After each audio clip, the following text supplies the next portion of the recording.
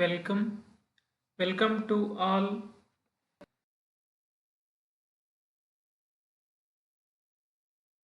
ಇವತ್ತು ವಿಶೇಷವಾಗಿರ್ತಕ್ಕಂಥ ಒಂದು ವಿಷಯದ ಬಗ್ಗೆ ಸ್ಟಡಿ ಮಾಡೋಣ. ಅದಕ್ಕಿಂತ ಪೂರ್ವದಲ್ಲಿ KS ಕ್ಲಾಸಸ್ ಸಬ್ಸ್ಕ್ರೈಬ್ ಮಾಡುವ ಮುಖಾಂತರ ಸಪೋರ್ಟ್ ಮಾಡಿ ಅಂತ ಹೇಳ್ತಾ, ಇವತ್ತು ಜನವರಿ 9 ಆಗಿರೋದ್ರಿಂದ ಇವತ್ತು ಏನು ವಿಶೇಷತೆ ಇದೆ ಅಂದರೆ, ನಮ್ಮ ಇತಿಹಾಸವನ್ನು ಮುಂದೆ ನಾವು ನೋಡ್ತಾ ಹೋದರೆ ಸದ್ಯಕ್ಕೆ ಪ್ರವಾಸಿ ಭಾರತೀಯ ದಿವಸ್ ಅಂತ ಕರಿತೀವಿ. ಪ್ರವಾಸಿ ಭಾರತೀಯ ದಿನ ಇದನ್ನು ನಾವು ಆಚರಣೆ ಮಾಡ್ತಾ ಇದ್ದೀವಿ. ಯಾಕೆ ಆಚರಣೆ ಮಾಡ್ತೀವಿ? ಜನವರಿ 9ನೇ ತಾರೀಕಿನಂದೇ ಯಾಕೆ ಇದನ್ನು ಆಚರಣೆ ಮಾಡ್ತೀವಿ?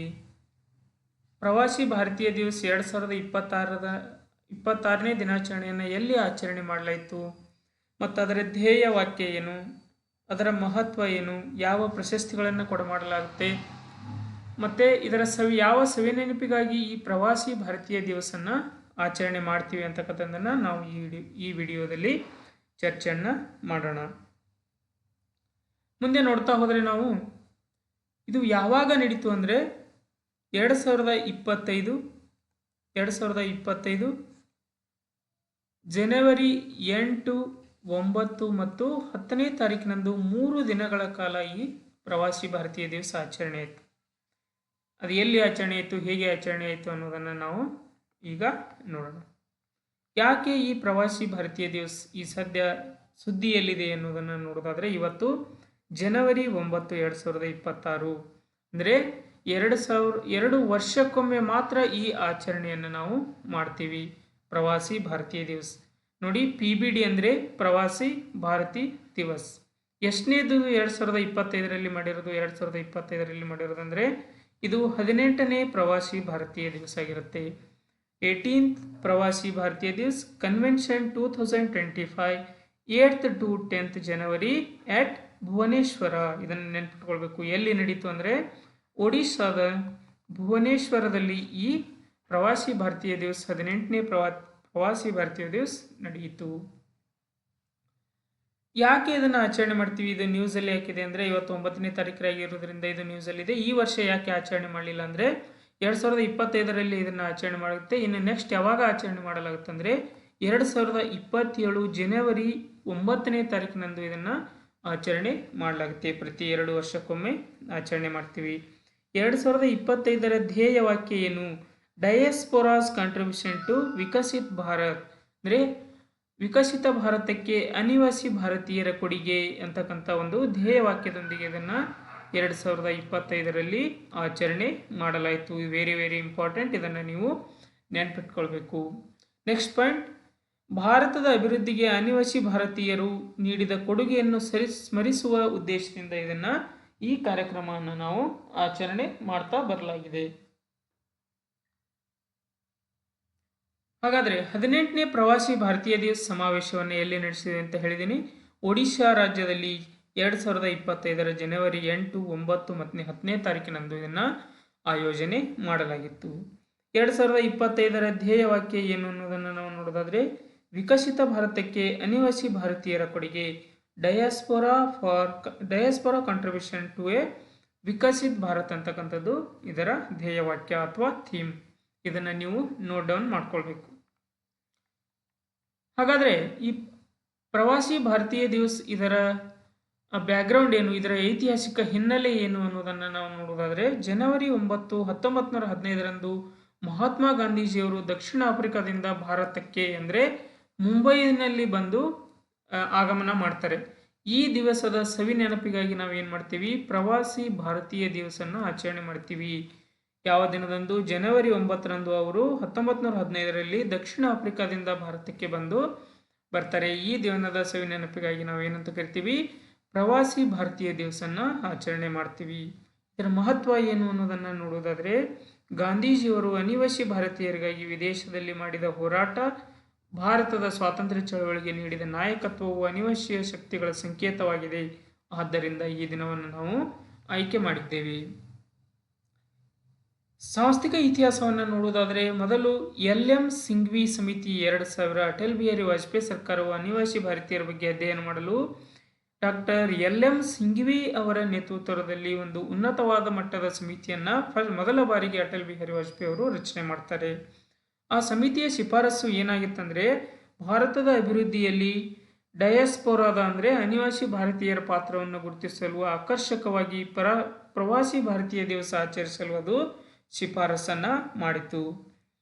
ಹಾಗಾದರೆ ಮೊದಲ ಸಮಾವೇಶ ಎಲ್ಲಿ ಆಯಿತು ಅಂದರೆ ಜನವರಿ 9, 2003 ದೆಹಲಿಯಲ್ಲಿ ಮೊದಲ ಬಾರಿಗೆ ಈ ಪ್ರವಾಸಿ ಭಾರತೀಯ ಸಮಾವೇಶ ಆಯೋಜನೆಗೊಂಡಿತ್ತು. ಇದನ್ನು ನೆನ್ಪಿಟ್ಕೊಳ್ಬೇಕು. ಇದು ಗಾಂಧೀಜಿಯವರು ಬಂದಿದ್ದು 1915ರಲ್ಲಿ. ಅಲ್ಲಿಂದ ಪ್ರವಾಸಿ ಭಾರತೀಯ ದಿವಸನ ನಾವು ಆಚರಣೆ ಮಾಡಲಿಲ್ಲ. ಎಲ್ಲಿಂದ ಆಚರಣೆ ಮಾಡಿದ್ದೇವೆ ಅಂದರೆ 2003 ಜನವರಿ 9ರಿಂದ ಪ್ರವಾಸಿ ಭಾರತೀಯ ದಿವಸನ ಪ್ರತಿ 2 ವರ್ಷಕ್ಕೊಮ್ಮೆ ಆಚರಣೆ ಮಾಡ್ತಾ ಬಂದಿದ್ದೇವೆ. 2015ರಲ್ಲಿ ಈ ಆಚರಣೆಗೆ ಸ್ವಲ್ಪ ಸುಧಾರಣೆಯನ್ನು ತರಲಾಗುತ್ತೆ. 2015ರವರೆಗೆ ಪ್ರತಿ ವರ್ಷ ನಡೆಯುತ್ತಿದ್ದ ಈ ಸಮಾವೇಶವನ್ನು ವಿದೇಶಾಂಗ ವ್ಯವಹಾರಗಳ ಸಚಿವಾಲಯ 2 ವರ್ಷಕ್ಕೊಮ್ಮೆ ಆಚರಿಸಲು ನಿರ್ಧಾರ ಮಾಡ್ತದೆ. ಮಧ್ಯಂತರ ವರ್ಷಗಳಲ್ಲಿ ಪ್ರಾದೇಶಿಕ ಪ್ರವಾಸಿ ಭಾರತೀಯ ದಿವಸ ರೀಜನಲ್ ಪ್ರವಾಸಿ ಭಾರತೀಯ ದಿವಸ ಆಯೋಜಿಸುವ ಪದ್ಧತಿ ಜಾರಿಗೆ ತರಲಾಗುತ್ತೆ. ಈ ಆಚರಣೆಗೆ ಪ್ರಮುಖ ಉದ್ದೇಶಗಳು ಆಬ್ಜೆಕ್ಟಿವ್ಸ್ ಎನ್ನುವುದನ್ನು ನೋಡೋದಾದರೆ, ಒಂದು ಸಂಪರ್ಕ ಸೇತುವೆ ಅಂದರೆ ವಿದೇಶಗಳಲ್ಲಿ ನೆಲೆಸಿರುವ ಭಾರತೀಯರನ್ನು ಮಾತೃಭೂಮಿಯೊಂದಿಗೆ ಜೋಡಿಸುವುದು. ಗೌರವ ಅಂದರೆ ಭಾರತದ ಆರ್ಥಿಕ ಮತ್ತು ಸಾಮಾಜಿಕ ಅಭಿವೃದ್ಧಿಯಲ್ಲಿ ಅನಿವಾಸಿ ಭಾರತೀಯರ ಪಾತ್ರವನ್ನು ಗುರುತಿಸುವುದು. ಜಗತ್ತಿನಾದ್ಯಂತ ಹರಡಿರುವ ಭಾರತೀಯರ ನಡುವೆ ಜ್ಞಾನ ಕೌಶಲ್ಯದ ವಿನಿಮಯಕ್ಕೆ ವೇದಿಕೆಯನ್ನು ಕಲ್ಪಿಸುವುದು ಇದರ ಪ್ರಮುಖ ಉದ್ದೇಶವಾಗಿರುತ್ತೆ. ಈ ಕಾರ್ಯಕ್ರಮದಲ್ಲಿ ಪ್ರಮುಖವಾಗಿರ್ತಕ್ಕಂಥ ಪ್ರಶಸ್ತಿಗಳನ್ನು ಕೊಡಲಾಗುತ್ತೆ. ಮೊದಲೇದು ಪ್ರವಾಸಿ ಭಾರತೀಯ ಸಮ್ಮಾನ್ ಅವಾರ್ಡ್ ಅಂತಕ್ಕಂಥದ್ದು. ಅಂದರೆ ಇದು ಪ್ರಮುಖವಾಗಿರ್ತಕ್ಕಂಥ ಈ ಪ್ರಶಸ್ತಿಯನ್ನು ನೀವು ನೆನ್ಪಿಡಬೇಕು. ಹಾಗಾದರೆ ಈ 3 ದಿನಗಳ ಕಾರ್ಯಕ್ರಮದಲ್ಲಿ ಏನೆಲ್ಲ ಮಾಡಲಾಗುತ್ತೆ ಅಂದರೆ, ದಿನದ ಪ್ರಮುಖದ ಆಕರ್ಷಣೆ ಅಂದರೆ ಮೊದಲನೇ ದಿನದ್ದು ಪ್ರವಾಸಿ ಭಾರತೀಯ ಸನ್ಮಾನ್ ಪ್ರಶಸ್ತಿ ಪ್ರದಾನವನ್ನು ಈ ಕಾರ್ಯಕ್ರಮದ ಮೊದಲನೇ ದಿನ ಕೊಡಮಾಡಲ್ಪಡುತ್ತೆ. ಅಂದರೆ ವಿದೇಶಗಳಲ್ಲಿ ಭಾರತದ ಗೌರವವನ್ನು ಹೆಚ್ಚಿಸಿದ, ಭಾರತದ ಅಭಿವೃದ್ಧಿಗೆ ಶ್ರಮಿಸಿದ ಅನಿವಾಸಿ ಭಾರತೀಯರಿಗೆ ನಮ್ಮ ರಾಷ್ಟ್ರಪತಿಗಳು ಇದನ್ನು ನೀಡ್ತಾರೆ. ಇದು ಅನಿವಾಸಿ ಭಾರತೀಯರಿಗೆ ನೀಡಲಾಗುವ ಅತ್ಯುನ್ನತ ನಾಗರಿಕ ಗೌರವವಾಗಿದೆ ಅಂತಕ್ಕಂಥದ್ದನ್ನು ನೆನಪಿಟ್ಕೊಳ್ಬೇಕು. ನೆಕ್ಸ್ಟ್, ಆಚರಣೆಯಲ್ಲಿ ಸ್ವಲ್ಪ ಬದಲಾವಣೆ ಅನ್ನೋದನ್ನು ನಾನು ಈಗಾಗಲೇ ಹೇಳಿದ್ದೀನಿ. ಅಂದರೆ 2015ರಿಂದ 2 ವರ್ಷಕ್ಕೊಮ್ಮೆ ಇದನ್ನು ಜಾರಿ ಮಾಡ್ತಾರೆ. ಹಾಗಾದರೆ ಡಯಾಸ್ಪೊರಾ ಅಂದರೆ ಏನು, ಅನಿವಾಸಿ ಅಂದರೆ ಏನು ಅಂದರೆ, ಭಾರತದಿಂದ ವಿದೇಶಗಳಿಗೆ ವಲಸೆ ಹೋಗಿ ಅಲ್ಲಿ ನೆಲೆಸಿರುವ ಭಾರತೀಯ ಮೂಲದ ಜನರನ್ನು ಭಾರತೀಯ ಡಯಾಸ್ಪೊರಾ ಎಂದು ಕರಿತೀವಿ. ಇದರಲ್ಲಿ ಮತ್ತೆ 3 ವಿಧಗಳಾಗಿ ವಿಂಗಡಣೆ ಮಾಡ್ತೀವಿ. ನಾನ್ ರೆಸಿಡೆಂಟ್ ಇಂಡಿಯನ್ಸ್ ಅಂದರೆ ಭಾರತೀಯ ಪೌರತ್ವ ಹೊಂದಿದ್ದು ಉದ್ಯೋಗ ಅಥವಾ ಶಿಕ್ಷಣಕ್ಕಾಗಿ ಮಾತ್ರ ವಿದೇಶದಲ್ಲಿ ನೆಲೆಸಿರ್ತಕ್ಕಂಥವ್ರು. ನೆಕ್ಸ್ಟ್, PIO ಅಂತ ಕರಿತೀವಿ, ಪರ್ಸನ್ ಆಫ್ ಇಂಡಿಯನ್ ಒರಿಜಿನ್ ಅಂದರೆ ಭಾರತೀಯ ಮೂಲದವರಾಗಿದ್ದು ಈಗ ಬೇರೆ ದೇಶದ ಪೌರತ್ವ ಹೊಂದಿದವರು. ನೆಕ್ಸ್ಟ್, OCI ಅಂತ ಕರಿತೀವಿ, ಓವರ್ಸೀಸ್ ಸಿಟಿಸನ್ಸ್ ಆಫ್ ಇಂಡಿಯಾ ಅಂದರೆ ವಿದೇಶಿ ಪೌರತ್ವ ಹೊಂದಿದ್ದರು ಭಾರತಕ್ಕೆ ಬಂದು ಹೋಗಲು ವಿಶೇಷ ಸೌಲಭ್ಯ ಹೊಂದಿರುವವರು. ಈ 3 ಭಾಗಗಳನ್ನಾಗಿ ವಿಂಗಡಿಸಲಾಗುತ್ತೆ. ಹಾಗಾದರೆ ಪ್ರವಾಸಿ ಭಾರತೀಯ ದಿವಸನ ಆಚರಣೆ ಮಾಡ್ತೀವಿ. ಅದರಲ್ಲಿಯೂ ಕೂಡ ಪ್ರಮುಖವಾಗಿರ್ತಕ್ಕಂಥ 2 ವಿಭಾಗಗಳನ್ನಾಗಿ ಮಾಡಿದ್ದೀವಿ. ಯಾವ 2 ವಿಭಾಗ ಅಂದರೆ ಕಾರ್ಯಕ್ರಮಗಳು. ಮೊದಲನೇದು ಯುವ ಪ್ರವಾಸಿ ಭಾರತೀಯ ದಿವಸ ಕಾರ್ಯಕ್ರಮವನ್ನು ಆಚರಿಸ್ತೀವಿ. ಅನಿವಾಸಿ ಯುವಕರಿಗೆ ಭಾರತದ ಸಂಸ್ಕೃತಿ ಮತ್ತು ತಂತ್ರಜ್ಞಾನದ ಪ್ರಗತಿಯನ್ನು ತೋರಿಸಲು ಈ ದಿನವನ್ನು ಆಚರಿಸ್ತೀವಿ. ನೆಕ್ಸ್ಟ್, ಪ್ರವಾಸಿ ಭಾರತೀಯ ಸಮ್ಮಾನ್ ಪ್ರಶಸ್ತಿ ಕಲೆ, ವಿಜ್ಞಾನ, ಸಮಾಜ ಸೇವೆ, ಲೋಕೋಪಕಾರ ಕ್ಷೇತ್ರಗಳಲ್ಲಿ ಗಣನೀಯ ಸಾಧನೆ ಮಾಡಿದ ಅನಿವಾಸಿಯ ರಾಷ್ಟ್ರಪತಿಗಳು ಈ ಪ್ರಶಸ್ತಿಯನ್ನು ನೀಡ್ತಾರೆ. ನೆಕ್ಸ್ಟ್, ಭಾರತಕ್ಕೆ ಅನಿವಾಸಿ ಭಾರತೀಯರ ಕೊಡುಗೆ ಏನು ಅನ್ನೋದನ್ನು ನೋಡೋದಾದರೆ, ಒಂದು ಹಣಕಾಸಿನ ನೆರವು ಅಂದರೆ ವಿಶ್ವದಲ್ಲಿ ಅತಿ ಹೆಚ್ಚು ರೆಮಿಟೆನ್ಸ್ ಪಡೆಯುವ ದೇಶ ನಮ್ಮ ಭಾರತ ದೇಶವೇ ಆಗಿದೆ. ತಂತ್ರಜ್ಞಾನ ಮತ್ತು ನಾವೀನ್ಯತೆ, ಸಿಲಿಕಾನ್ ವ್ಯಾಲಿಯಲ್ಲಿರುವ ಭಾರತೀಯ ತಜ್ಞರು ಭಾರತದ IT ಕ್ಷೇತ್ರದ ಬೆಳವಣಿಗೆ ಬಹುದೊಡ್ಡ ಕೊಡುಗೆಯನ್ನು ನೀಡ್ತಾ ಇದ್ದಾರೆ. ಆಯುರ್ವೇದ, ಯೋಗ, ಭಾರತೀಯ ಆಹಾರ ಪದ್ಧತಿಯನ್ನು ಜಗತ್ತಿನಾದ್ಯಂತ ಪ್ರಚಾರಗೊಳಿಸ್ತಕ್ಕಂಥ ಕೆಲಸವನ್ನು ಇವರು ಮಾಡ್ತಾ ಇದ್ದಾರೆ. ಈ ಕಾರ್ಯಕ್ರಮವನ್ನು ಆಯೋಜನೆ ಮಾಡುವುದರಿಂದ ಆಗ್ತಕ್ಕಂಥ ಪ್ರಮುಖ ಪ್ರಯೋಜನಗಳು ಏನು ಅನ್ನೋದನ್ನು ನೋಡೋದಾದರೆ, ನೋ ಇಂಡಿಯಾ ಪ್ರೋಗ್ರಾಮ್ ಅಂದರೆ ವಿದೇಶಗಳಲ್ಲಿರುವ 18ರಿಂದ 30 ವರ್ಷದ ಭಾರತೀಯ ಯುವಕರಿಗೆ ಭಾರತದ ಇತಿಹಾಸ ಮತ್ತು ಪ್ರಗತಿಯನ್ನು ಪರಿಚಯಿಸುವ 3 ವಾರಗಳ ಕಾರ್ಯಕ್ರಮ ಇದಾಗುತ್ತೆ. ನೆಕ್ಸ್ಟ್, ಇ-ಮೈಗ್ರೇಟ್ ಸಿಸ್ಟಮ್ ಅಂದರೆ ವಿದೇಶಕ್ಕೆ ಕೆಲಸಕ್ಕೆ ಹೋಗುವ ಕಾರ್ಮಿಕರ ಹಿತರಕ್ಷಣೆಗಾಗಿ ಮಾಡಲಾಗಿರ್ತಕ್ಕಂಥ ಆನ್ಲೈನ್ ವ್ಯವಸ್ಥೆ ಇದಾಗಿದೆ. ನೆಕ್ಸ್ಟ್ ಮೂರನೇದು ವಂದೇ ಭಾರತ್ ಮಿಷನ್ ಅಂದರೆ ಕೋವಿಡ್-19 ಸಮಯದಲ್ಲಿ ವಿದೇಶಗಳಲ್ಲಿ ಸಿಲುಕಿದ ಲಕ್ಷಾಂತರ ಭಾರತೀಯರನ್ನು ಸುರಕ್ಷಿತವಾಗಿ ಮರಳಿ ತಂದ ಬೃಹತ್ ಕಾರ್ಯಾಚರಣೆ ಈ ಅನಿವಾಸಿ ಭಾರತೀಯರ ಉದ್ದೇಶದಿಂದ ಆಗಿದೆ. 2023ರಲ್ಲಿ ಈ ಕಾರ್ಯಕ್ರಮ ಮಧ್ಯಪ್ರದೇಶದ ಇಂದೋರದಲ್ಲಿ ನಡೆಯಿತು. ಮೊಹಮ್ಮದ್ ಇರ್ಫಾನ್ ಅಲಿ ಗಯಾನದ ಅಧ್ಯಕ್ಷರು ಇದರ ಮುಖ್ಯ ಅತಿಥಿಯಾಗಿ ಭಾಗವಹಿಸಿದರು. Very important. 2025 ಒಡಿಶಾದ ಭುವನೇಶ್ವರದಲ್ಲಿ ನಡೆಯಿತು. ಇದಕ್ಕೆ ಅತಿಥಿಯಾಗಿ ಭಾಗವಹಿಸಿದವರು ಯಾರು ಅಂದರೆ ಟ್ರಿನಿಡಾಡ್ ಮತ್ತು ಟೊಬೆಗೊ ಅಧ್ಯಕ್ಷ ಆಗಿರ್ತಕ್ಕಂಥ ಕ್ರಿಸ್ಟಿನ್ ಕರ್ಲಾ ಕಂಗಲು ಅಂತಕ್ಕಂಥವರು ಇದರ ಪ್ರಮುಖ ಅತಿಥಿಯಾಗಿ ಭಾಗವಹಿಸಿದ್ದರು. ಈಗ ವೆರಿ ಇಂಪಾರ್ಟೆಂಟ್ ಆಗಿರ್ತಕ್ಕಂಥ ವಿಷಯ ಏನಂದರೆ 2025 18ನೇ ಪ್ರವಾಸಿ ಭಾರತೀಯ ದಿವಸದ ಪ್ರಮುಖ ಅಂಶಗಳನ್ನು ನಾವೀಗ ನೋಡ್ತಾ ಇದ್ದೇವೆ. 18ನೇ ಪ್ರವಾಸಿ ಭಾರತೀಯ ದಿವಸ 2025 ಇದನ್ನು ಯಾರು ಆಚರಣೆ ಮಾಡ್ತಾರೆ ಅಂದರೆ ಭಾರತ ಸರ್ಕಾರದ ವಿದೇಶಾಂಗ ವ್ಯವಹಾರಗಳ ಸಚಿವಾಲಯ ಇದನ್ನು ಆಯೋಜನೆ ಮಾಡುತ್ತೆ. ವಿದೇಶಗಳಲ್ಲಿ ನೆಲೆಸಿರುವ ಭಾರತೀಯ ಸಮುದಾಯದೊಂದಿಗೆ ಸಂಪರ್ಕ ಸಾಧಿಸುವ ಇದು ಬಹುದೊಡ್ಡ ವೇದಿಕೆ ಇದಾಗಿದೆ. ಸಮಾವೇಶ ನಡೆದಿದ್ದು 18ನೇ ಸಮಾವೇಶ ಜನವರಿ 8ರಿಂದ 10ನೇ ತಾರೀಕು 2025ರಲ್ಲಿ ನಡೆಯಿತು. ಒಡಿಶಾದ ಭುವನೇಶ್ವರದಲ್ಲಿ ನಡೆಯಿತು. ಘೋಷವಾಕ್ಯ ವೆರಿ ಇಂಪಾರ್ಟೆಂಟ್, ನೀವು ಅದನ್ನು ನೆನಪಿಟ್ಕೋಬೇಕು. ವಿಕಸಿತ ಭಾರತಕ್ಕೆ ಅನಿವಾಸಿ ಭಾರತೀಯರ ಕೊಡುಗೆ ಅಂದರೆ diaspora's contribution to a Viksit Bharat ಅಂತಕ್ಕಂಥದ್ದು ಪ್ರಮುಖವಾಗಿರ್ತಕ್ಕಂಥ ಧ್ಯೇಯವಾಕ್ಯ. ನೀವು ಇದನ್ನು ನೆನಪಿಟ್ಕೊಳ್ಬೇಕು.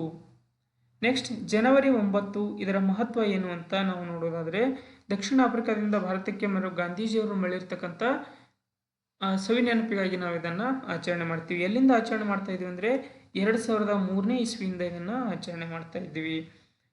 ಮೊದಲು 1 ವರ್ಷಕ್ಕೊಮ್ಮೆ ಆಚರಣೆ ಮಾಡ್ತಿದ್ವಿ. 2015ರಿಂದ ಇದನ್ನು 2 ವರ್ಷಕ್ಕೊಮ್ಮೆ ಆಚರಣೆ ಮಾಡ್ತಾ ಬಂದಿದ್ದೇವೆ.